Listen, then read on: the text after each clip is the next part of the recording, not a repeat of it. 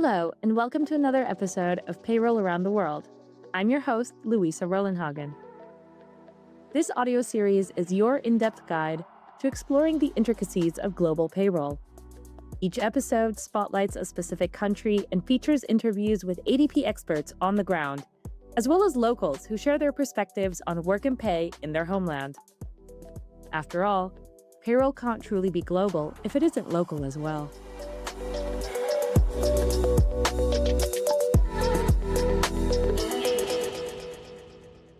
Today, we're going to Poland. The country is one of Europe's fastest growing economies and a regional powerhouse in sectors like manufacturing and shared services. Poland has made a name for itself on the global market thanks to a highly educated workforce and high foreign direct investment. After joining the European Union in 2004, Poland embarked on a new era of expansion, with access to EU funds supporting its growth and development. Poland is a European tiger in the economy. Poland is a country which is growing very fast. But for companies expanding into Poland, payroll is anything but straightforward. Any administrative processes in Poland, including payroll, are in a constant tug of war between modern digital forward methods and traditional bureaucracy. Poland's labor code, a tapestry of communist-era laws reshaped by current EU legislation, can often be difficult to decipher for multinationals coming from abroad. A reflection of this is the propensity to still keep many HR documents in paper form, as well as the strict regulations around storing them. All of the documents should be stored in a paper form. It creates a really complex regulation. And if I add, which could be surprising, that such personal files should be archiving within 50 years after the termination of the employment, so it can be a kind of a huge expectations from that point of view. Adding to this complexity is the fact that digitization processes need to comply with specific formatting requirements.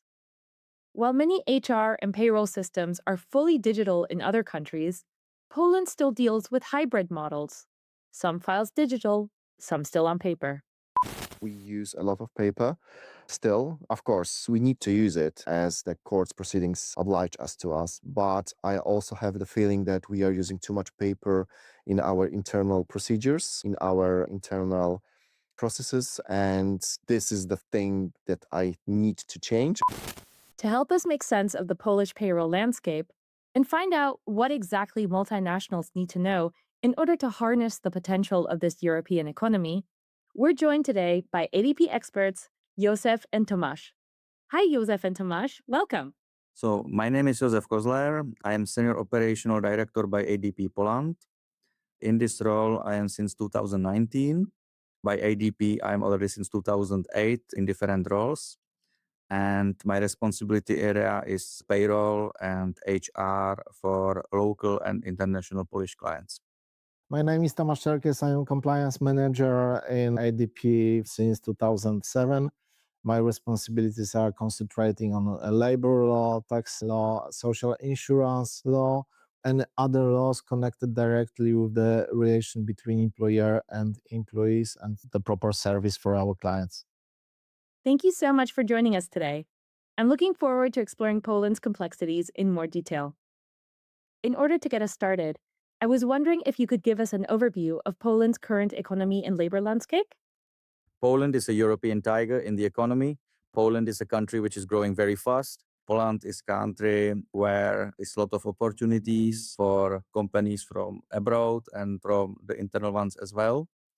Poland is a country which has very skilled workforce, but it brings some negative aspects as well. Very high salary growth in last years, very low unemployment, which means war for talent in the labor market. And that's very important to know in the advance. If you are coming to the Poland, there will be really fight to get the good people for good money. And especially in big cities, in some cities where are shared service centers, this war for talent is very visible. Additionally, I would like to stress that Poland is the part of the European Union. Therefore, all of the legislation which is binding in European Union is also binding in Poland. Therefore, for example, if kind of international companies would like to start doing business in Poland, the legislation, especially in the relation between employer and employees, will be more or less the same, especially when we are thinking about the most important pillars. So it will be exactly the same legislation than you all have and you can expect in Germany, in Czech Republic, in France. In my opinion, this is really a good advantage for considering starting business in Poland. That's a good point. So, given that Poland is part of the EU, what sets its payroll apart from that of other member states? So Polish payroll is very difficult one. I think it is the third most difficult payroll in Europe. I think the more complex is only France and Germany. And what will surprise somebody from abroad to coming to Poland will be a lot of paper and a lot of paper documents. Because in Poland, let's say part of the payroll, logical part of the payroll is service called personal administration. So there are the processes which are connected with documents and contracts. And in Poland, historically, this all is working in paper form. And that will be surprise for a lot of people from abroad to see that. And maybe Tomek can say a little bit more details to that. Yeah, thank you, Joseph.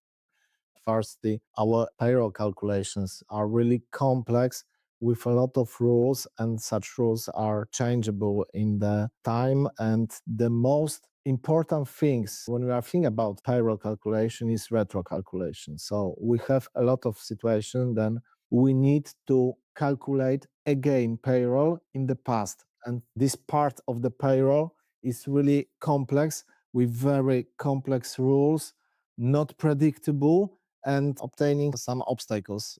A very important part of relation between employer and employee is personal administration. And the personal administration is the complex and the group of the rules which creates the relation in the documentation form. So from the beginning, it will be the employment agreement, a medical certificate, and other documentation which should be created within the cooperation between employer and employees. And moreover, such documentation should be stored in a proper form in a one file divided into 5 parts, chronologically divided, or moreover with the index of all of the documents. If we add that till now, all of the documents should be stored in a paper form, it creates a really, really complex regulation. And if I add, which could be surprising, that such personal files should be archiving within 50 years after the termination of the employment, so it can be a kind of a huge expectations from that point of view. Additionally, our labor law inspectorate is rather restrictive, as well as our tax office, as well as our social insurance institution. And from this perspective, I would like to stress that, for example, the maximum fines for breaching labor law is 45,000 zlotys, so more than 10,000 euros, more or less. And because in ADP Poland, we have each month more than 200,000 pay slips. So I can say that our systems, as well as our systems for personal administration, are auditing each month by such labor law inspectorate. Luckily for us, and due to also our excellent service, our systems, our service is without important gaps, and therefore our clients are protected from such imposing penalties or fines. We'll dive into the personnel administration in just a minute. But could you explain why there are so many retroactive calculations that need to be made? A lot of factors. The most often factors is that, for example, the data sent to our systems by the clients is sending not in a proper time because, for example, employees are also sended such data not in a proper time. And after that, we have kind of the postponing because we have a calendar for payroll and calculating the payroll. And if some data will be sent after the cut off or after the cut date, then we need to retro calculate that payroll. This is the first one. The second one, in some cases, we have the situation, then there is some situation connected with employees. For example, employee is under the obligation to send a kind of the certificate. That certificate wasn't sent due to the kind of the external circumstances. And finally, after final sending that data or documentation, we again need to retrocalculate payroll. And this creates some stories or some issues connected with that proper payroll calculation, because finally, at the end of the year, all of the data should be put into a kind of the annual or yearly information, and that information should be sent to tax office as well to the social insurance institution. And again, all of the data should be in line with a payroll calculation which were performed during the last 12 months. And in some cases, of course, if that data were not sent in time, it triggers again a kind of a retrocalculation, or again a kind of a double sending that yearly declaration to the tax office or the social insurance institution. And to be honest, this is not so rare situation. So we rather each month perform a retrocalculation. So this is a kind of a normal process for payroll for client in Poland. This is not so easy because legal framework is not properly fulfilled by provisions. So we have a lack of the proper provisions for such kind of a retrocalculations. Therefore, using such retrocalculation, we need to obtain some interpretations from tax offices or social insurance institution. The negative effect of that interpretation is that, firstly, that interpretation is not the source of the law. Secondly, such interpretations are changing in time. So what was, for example, updated 5 years ago, maybe it is not still up to date. So even after performing that retrocalculation, we need to concentrating of also legal grounds for that retrocalculation and checking if, for example, there is maybe some new interpretations, or maybe such new interpretations are in a contrary to the last one interpretations, and we need to decide which interpretation is more important. And what can be surprising from the people from abroad is Polish labor law, which is very connected with payroll. And in Poland, we have combination of labor law from 17th with the new modern European labor law. And it brings, on one end, very strict rules, which are from the past and which are not negotiable and which must be held. And there is no option to do it differently. And then there is some modern part of the labor law. And of course, if somebody from West Europe is coming to Poland, expect that the labor law will be very similar to Germany or to France or Spain. But in Poland, they are coming to some very strict rules from the past, which are not understandable, which have some historical aspects and historical connections. And it's important to understand that and see the potential risk, because the risk can be on cost side as well. Because, for example, in Poland, beside the penalties, there is a little bit different calculation of overtime. Okay, so having someone who is able to not only know the law, but interpret the law correctly is very important when running payroll in Poland.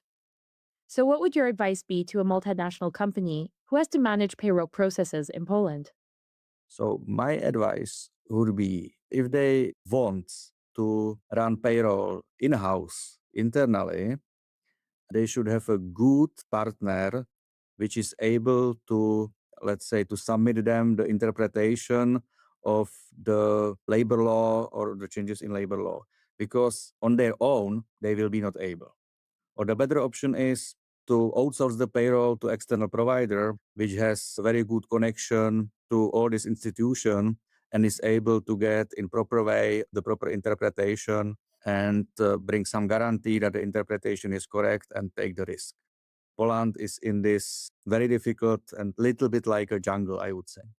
I would like to also stress out that such kind of a knowledge or people, advisors, should be really well experienced. So, because if you are reading and going through the labor law and our code of the labor, which is, as Joseph mentioned, from 1970s, it is not easy to use such rules in a practical way, without knowing the context, the historical interpretations, the newest one interpretations, because the whole picture for employment relationship is not only a labor law, but moreover, which is also very important, such kind of interpretations and court judgments as well.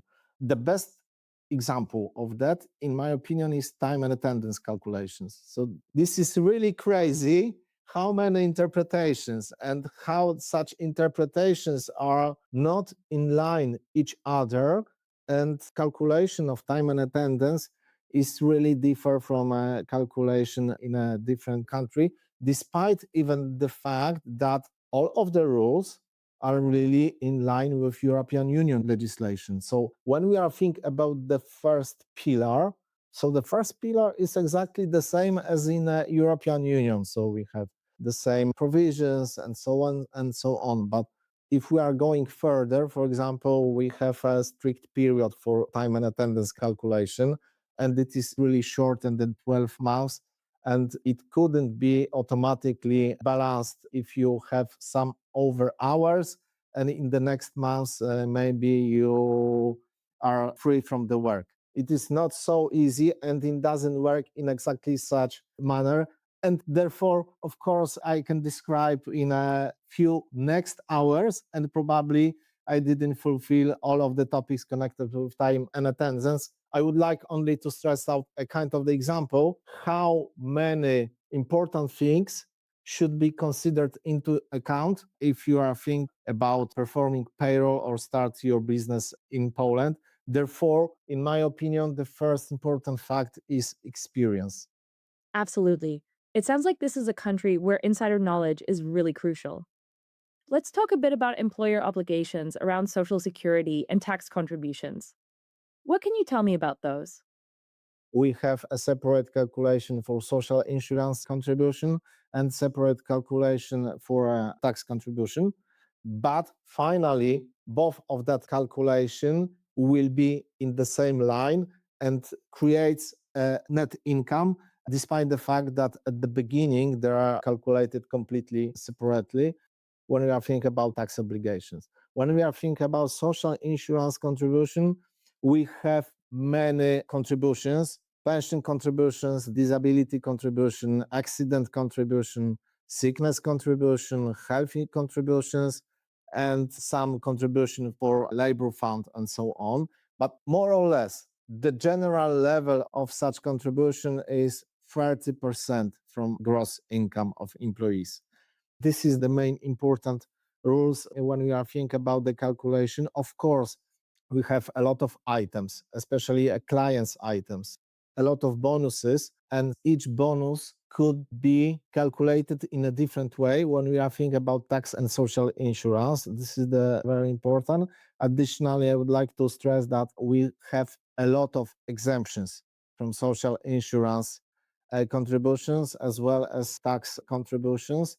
After the end of each year, each employer in Poland has the obligation to send a proper yearly declaration, PIT-4, to tax office and PIT-11 to tax office. Additionally, he's under obligation to set PIT-11 to each employee.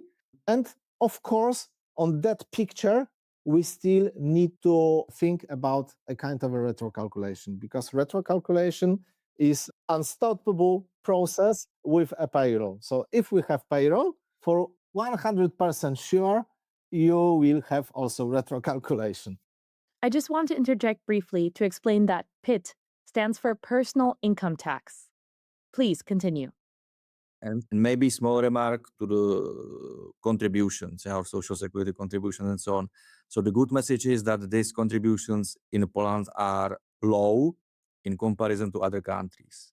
The more close country to Poland is, for example, Czech Republic, and there the contributions almost 15% higher than in Poland. So it means for people from outside, it's not important only to check, let's say, the brutto salaries in the economy or the brutto salaries in Poland, but take in consideration the contributions as well. And from this perspective, at least in my opinion, here is Poland like a paradise because it's really, really low And if you compare it with West European countries, it will be even more visible that this cost connected with the payroll or with the employment are really very low. So let's talk about personnel administration in Poland, which was already mentioned earlier. Tomasz, you mentioned that a lot of important documentation pertaining to employees need to be stored by an employer for several years, and oftentimes in paper form. Can you explain this a bit more? So personal administration is connected with our labor code from 1970 and still is in a binding power. Personal administration is very important from the retirement entitlements and social insurance institutions. So the first aim for storage such personal administration files for 50 years is some obligations towards social insurance institution. Of course, such personal administration files are auditing by labor inspectorate. But the most important factor is that finally such personal files are stored due to retirement age and some obligations connected with retirement age and some data which should be sent to social insurance institution for proper calculating your retirement. And the most disadvantage of that personal files is fact that it should be stored in a paper. Our legislator a few years ago was considering and finally changing the law that it was creating the platform for digitalization. In last few years, there were some signals for digitalization of all of the personal files. And moreover, if you, for example, start new relationship with employees, you can from the beginning starting also a digital form of personal files. And finally, actually we have the situation that on the market we have a personal files in a still traditional documents form, paper form, and quite modern electronic form. Of course, we also have the mechanisms for changing form of paper into electronic. We also in ADP, we have a lot of products which are connected with that transfer and changing that paper into electronic. If I can add one sentence here, yeah, this transformation, it's a big cost factor because you can't have the personal files for one person in mixed form. You must decide if for the person A is the form electronical or paper.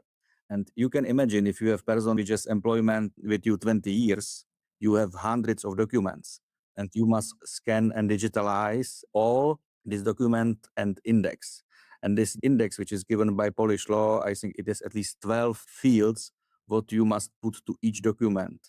So it means scan each document, index each document, electronically sign each paper document, and after that, you have the legal electronical form of the paper document.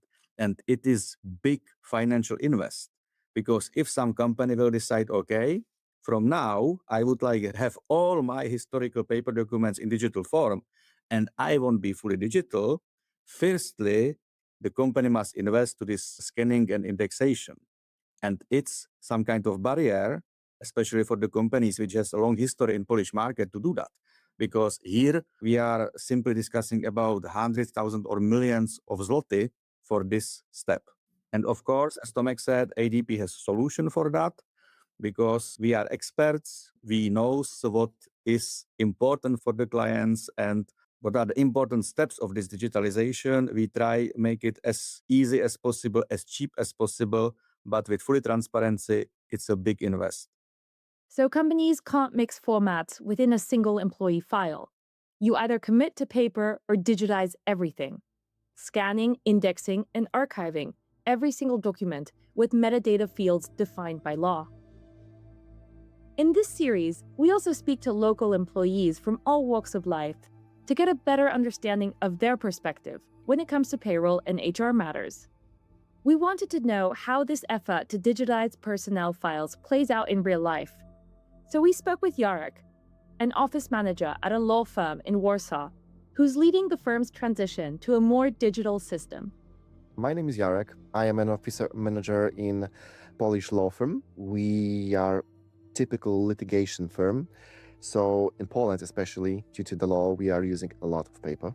We provide services most to the big clients from the finance sector. Jarek was feeling dissatisfied with the amount of paper his company was using and wanted to spearhead a transition to optimize administrative processes. We use a lot of paper. Still, of course, we need to use it as the court's proceedings oblige us to us. But I also have the feeling that we are using too much paper in our internal procedures, in our internal processes. And this is the thing that I need to change, and I'm changing it with our automation team. In this time, we are trying to provide and introduce to our firm a big change for it. A lot of people, when I'm asking them, do you really need to print it? They are saying, oh, because I'm used to it. I like the paper. I like to provide my notes to the paper. But for me, it's not so much effective, because if you provide some notes to the paper, you then need to provide them to the computer, to the electronic document before it will be printed even. So this is like just wasting the resources. Most of the paper is used for the personal files, like work agreement, or something like this. Most of the procedure of, for example, for the vacations, holidays, working from home procedure is 100% digitalized. Only when the people are leaving the firm, they usually want some paper with my signature that they left everything which was to be left in the firm. So they still like the piece of paper when we sign that they are free to go, and we will be not chasing them for the computer, building card, or anything else. For many employees in Yarek's company, paper still holds a certain authority that is hard to disconnect from. But he and his team are working on a new workflow project, which will be able to handle documents digitally, from onboarding to performance reviews. The whole project will be game changer for our company. We are introducing to our firm the whole workflow and a place to store the electronic documents. Some of the documents are already going to the court in an electronic way, but we have too much mess in our documents and our project. Basically, we will put all the documents in a digital way. We will provide the whole workflow process, and we will try to eradicate the paper when it's not needed. The fact that some files are still on paper while others are digital created a lot of confusion and inefficiency for Yarek and for his company. I think, on my perspective as an administrative manager, it's a problem because you need to separate procedures, different for paper and different for digital. And for digital, it's usually quite easy, because even if it's made in a way that you are sending something via email, it is a part that you don't need to change. If there is a group which should have this email, it's an easy way.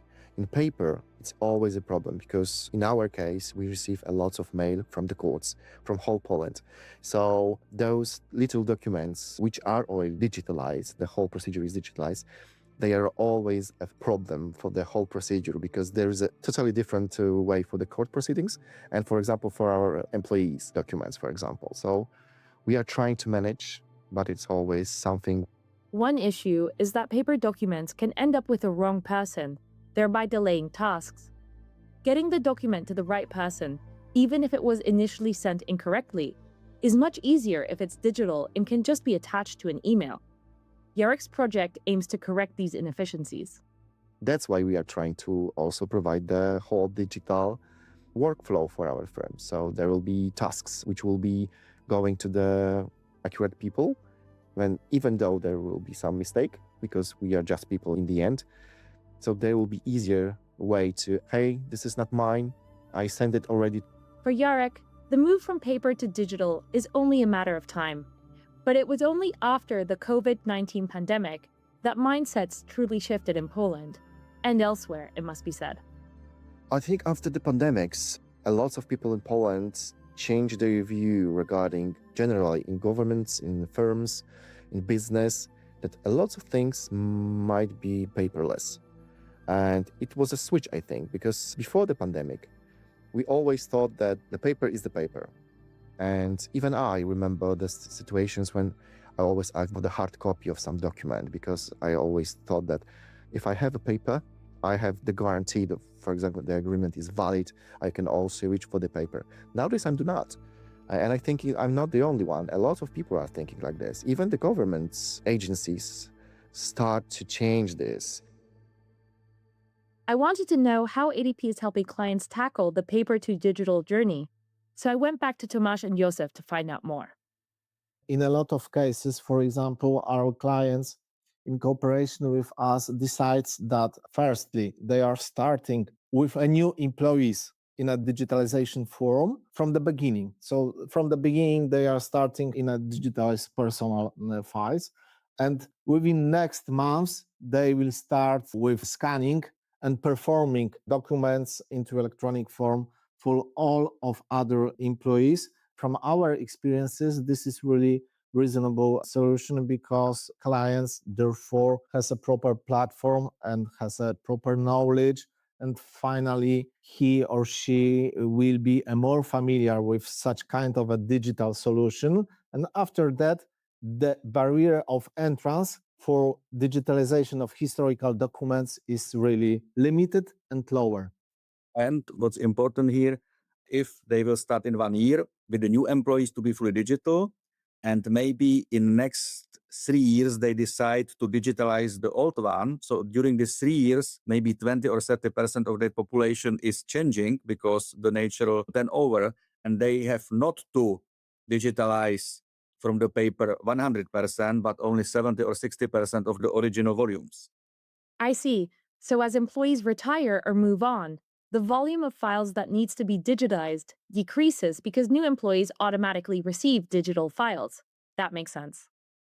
Let's talk about another issue that multinational companies have to deal with in Poland, namely the language barrier. What can you tell me about this? It's very easy. Polish is must. In cooperation with authorities, without Polish, no option. So, firstly, the majority of the documents are in Polish. The rules are in Polish. Only by few documents is it bilingual, Polish and English, but the official language is Polish, and that's it. The second topic is language barriers inside your company. So, the situation is improving in last years, and especially by big cities. You see that a lot of people are using English in a very natural form, but you can't never expect that all your population in your company will fluently speak English. And what's important, the people with English language skills are more expensive. You must pay some premium, especially in big cities like Warsaw. We even have in Poland a kind of the act, Polish Language Act. And due to the provisions of that act, all of the relation and contact with our government bodies and authorities should be performed in Polish language. So this is must. You cannot use, for example, English and asking social insurance institution for interpretations. It is impossible. Got it. So having someone who speaks Polish is essential if you want to do business in Poland. We've talked about the importance of being able to not only know the laws, but also interpret them. So, how often do regulatory changes happen? And what do multinationals need to know in order to keep up? It is not predictable. So, for example, we do not have a plan of next legal changes or the plan of legislation. I suppose that exactly in all countries in European Union is exactly the same. So the most important fact is politician, and therefore on the political grounds, politician triggers a kind of legislation and kind of a legislative changes. Only one exemption, European Union legislation, because if we have European Union legislation, such European Union legislation should be properly transferred into our Polish system. Excluding such European Union legislation, such kind of legal changes, especially in labor law, tax, or social insurance, are not planning, and therefore the most important role, in my opinion, and from the perspective also of our clients, is to being informed on the very early stage of that legislation. Therefore, we in ADP have a kind of monitoring of all the governmental websites as well as other channel of communication, because we are able to monitoring and to check in. So, ADP has developed close relationships with tax and labor institutions to stay ahead of changes and help clients understand the legislative landscape in Poland. We're nearing the end of the episode, but before we go, I'd like to ask you one of my favorite questions. What do you personally love about working in payroll in Poland? So it's everyday change, everyday challenge, and we make our clients happy or the employees happy, because if we deliver proper payroll in this very complex environment, it's fun. So it's very challenging industry, I would say, but it make you fun. If you connect all dots together and if you produce the correct payroll, what better can happen? So for me, the most important factor is a cooperation with our clients, of the meetings with our clients, and concentrating on solving the client's issue. We really have a complex view into the market from the perspective of labor law, tax law, and social insurance law. I even have a personal experiences that if I have a meeting with tax offices or social insurance offices, our knowledge about such cases and our prediction of possible effects of each solution is really uncomparable to the even knowledge of such tax office or social insurance institution. And for me, it is really exciting. Oh, wow. So sometimes you even know more than the authorities themselves. And maybe if I can say some final word to that. Yeah. So we had a few weeks ago big event in Poland, and we invited one of our biggest clients there to the event, let's say, to share with our colleagues from other countries how this client is happy in Poland and how the cooperation looks like. And it's our one of the biggest client, more than 20 years with ADP. And this client said, ADP never failed in these 20 years, and ADP never said no. We found for everything solution together as a partners. And I was really proud to hear that. So these two sentences, I think, show all about our work with our clients and about our engagement in the payroll area. That's a wonderful thing to hear, especially from a client, and really reaffirms the value of the work you do. Josef and Tomasz, thank you so much for joining us today and sharing your expertise with us. It was really interesting to learn more about the contrasts in Poland's laws and administrative processes, and to hear firsthand of the valuable work ADP does for its clients in Poland. I hope you got a bit more insight into the intricacies of payroll and the labor landscape in Poland today. If this episode has piqued your interest, or your company is considering expanding into Poland, please visit pl.adp.com. And don't forget to subscribe to learn more about payroll around the world with each new episode. You've been listening to ADP Payroll Around the World, produced by ADP and StoryThings.